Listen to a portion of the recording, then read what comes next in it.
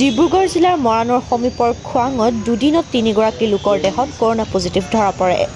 জিলাখনৰ খোৱাং প্ৰাথমিক স্বাস্থ্য কেন্দ্ৰলৈ অহা প্ৰতিগৰাকী ৰোগী আৰু সহযোগীক কোভিড পৰীক্ষা কৰাৰ ব্যৱস্থা কৰাৰ পৰিপ্ৰেক্ষিতত যোৱাকালি খোৱাং দেৱাচালি গাঁৱৰ অমিত কৰ্মকাৰ আৰু খোৱাং দুলীয়া লাহোৱাল গাঁৱৰ মধুস্মিতা গগৈৰ দেহত কৰোনা উপস্থিতি ধৰা পৰে। আনহাতে খোৱাং কাৱৈমাৰী গাঁৱৰ ধন তামুলী নামৰ লোকজনৰ দেহত কৰোনা পজিটিভ ধৰা পৰিছিল। উল্লেখযোগ্য যে তিনিও ক্ষেত্ৰত কৰোনাৰ কোনো লক্ষণ দেখা নোপোৱা এচিম্পটমেটিক ৰোগী।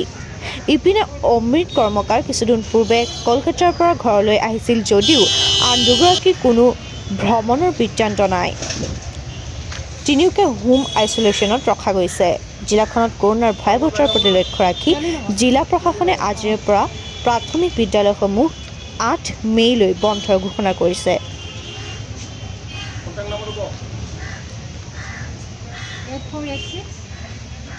মৰাণৰ পৰা ৰাজু মিশ্ৰৰ ৰিপৰ্ট, সংস্কাৰ লাইভ 24।